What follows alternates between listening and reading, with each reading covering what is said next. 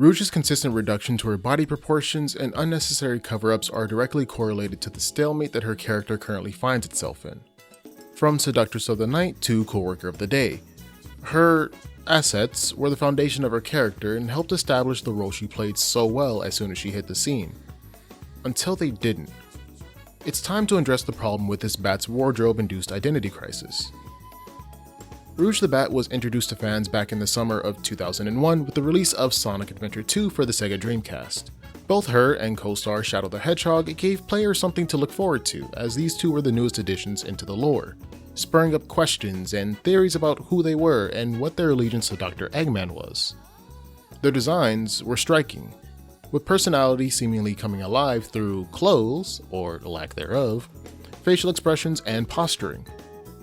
Following the tradition of the Sonic series, our double-winged Senora was created to be this series' representation of the traditionally nocturnal animals, obviously, but reports have shown that Rouge closely relates to specifically the Honduran white bat or the northern ghost bat, real-life animals that are native to regions in the Central and South Americas.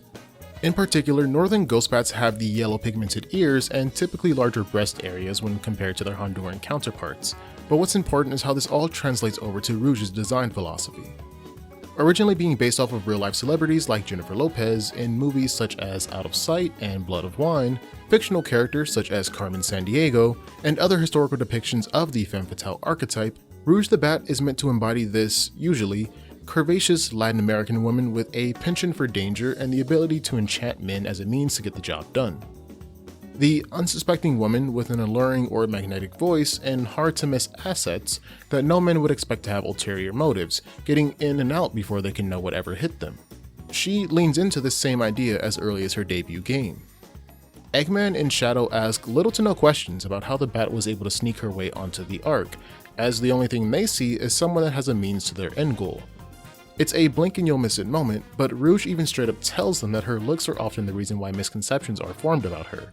Something that gets proven in the very next scene by an Eggman whose tone insinuates he still doesn't believe her to be the treasure hunter she claims to be.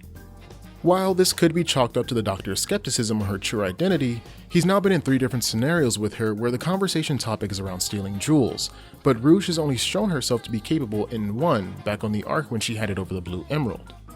As someone who finds himself in a world where things just happen, it's easy to see why he'd be cautious of her abilities to steal, rather than who she actually is. He is a man that respects the destination, not the journey, of course. Back to the flying mammal though, the separate costumes that appeared in this game's multiplayer mode spoke volumes about how the developers weren't afraid to have more adventurous and risque outfits for their female characters. Granted, Rouge is only one of 2 people to this day that has been quoted as 18 or older, so it should probably stay that way, but we'll tackle more on that hard-to-swallow topic later. Everything after Sonic Adventure 2 would see flip-flops between how she's dressed, usually as an attempt to draw attention away from how the Bat first appeared. Some had adverse effects to what the developers probably wanted, others were questionable and inconsistent with the design to begin with, but slowly and surely people began to take notice of the bigger picture. Costume, skin tone, body proportion, and voice direction changes, factors that she came into the world of Sonic the Hedgehog with, were being stripped away until Rouge was a husk of her former self. One would be hard-pressed to say that in a series like this, the way these characters are designed and the clothes they wear have nothing to do with their personalities and first impressions. You know that Cream is one of the younger cast members due to her height and dress style. Silver's bangles around his wrist and legs, along with his shoe structure, are a dead giveaway that there's advancements in his future that Sonic's time hasn't seen yet. And a dark furred Shadow that has red streaks allude that his cool demeanor is not exactly exempt from showcasing bouts of anger, much like a certain fiery echidna we know. When it comes to Rouge, however, she's the only character that's undergone changes to her everyday outfit and body type, ultimately leading to a misunderstanding of her overall importance in the history of the Sonic franchise is for newcomers. But let's stop beating around the bush. The covering up of and elimination of her once larger breast, subtraction of hips, and additional clothing lengths detract from the initial vision of Rouge the Bat. A capable fighter and spy who utilizes her brain and deductive reasoning to get jobs done, while still self-acknowledging that the assets she was born with are a great tool to use at her disposal. All the while not purposely bringing attention to them, since that would only serve to ruin what she sets out to do. And how many times in media have you seen where a group uses their hottest chick to distract the bad guy, only for said bad guy to quickly catch on and bust whatever operation the protagonist had going? It's a classic case of trying too hard and getting nothing versus not trying at all and somehow succeeding.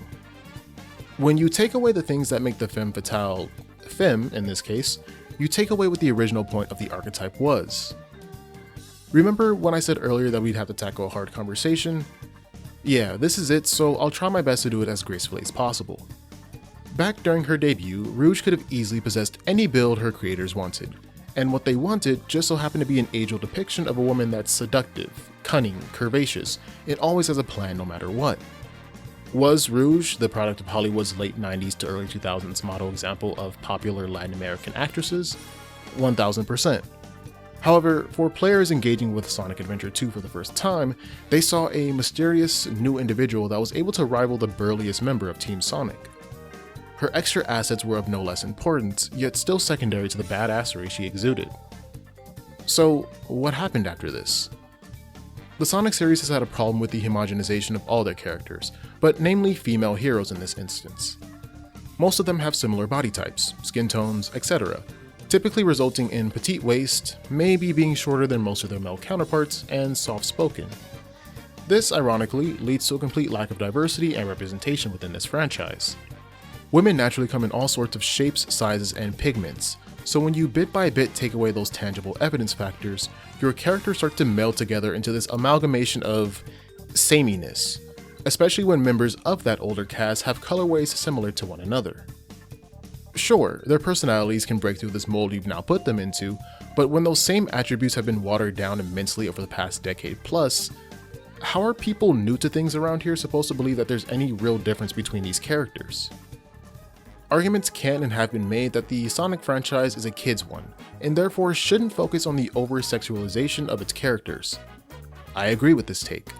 It's why things like Amy having panty flashes from her stage complete animation from Sonic Adventure 1, or running animation from both adventure games showing said panties is no longer a thing in newer titles where she's playable. Blaze being a royal princess and covered in garbs, having floofy cuffs on her wrists or ankles, and wearing heels also makes sense. What does not make sense, however, is thinking that a woman having a more voluptuous body that can't always be 100% covered due to said fullness is inherently sexual. Should full body designs like the one found in Sonic Prime had always been the standard for a character like Rouge, then that's a dog I'd have to take out of the fight. However, seeing as they've gone back to the regular outfit but nerfed her bosom and moving the heart-shaped chest guard further up to mask her assets, I can't help but wonder why the approach of a suit like Heroes' wasn't implemented again. Where Prime's is ugly and destroys Rouge's identity as the femme fatale, the suit from Heroes is tasteful and honestly preferable to a lot of people. It leaves just enough to the imagination and satisfies the heartthrob/deadly spy combo. All in all though, it's obvious to me that the scaling back that has been done with Rouge has dampened the believability that she's a government agent that takes on tasks no one else can, and it's all thanks to her lack of a figure. I will say, however, that while the traditional femme fatale is typically on the curvier side, this archetype has thankfully grown to include a multitude of builds and appearances for women. Rina Sawayama's character, Akira, in John Wick Chapter 4, Dahlia Hawthorne from Ace Attorney Trials and Tribulations, and even sirens from Greek mythology came in various formations. The thing that has people so upset when it comes to the Bat though, is that she didn't start out this way, and the countless refreshes that she's been going through have stripped away what people knew her initial design to lean into. Her voice is currently something I'm not too much of a fan of. One, because the VA is racist and transphobic, and two, her Rouge voice isn't the best. It's gotten better, but still nowhere near what it should sound like in my opinion.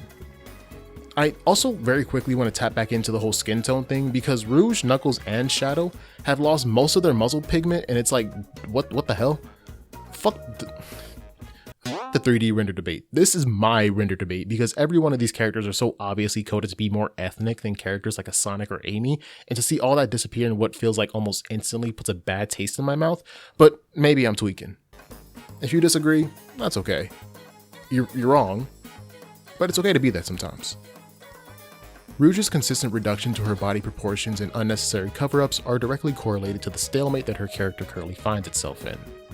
We know who she is and what she does, but it doesn't exactly feel like she does those things. She's become less Kiss and more Tell, which is a disservice to what made her unique persona appealing to fans over 20 years ago.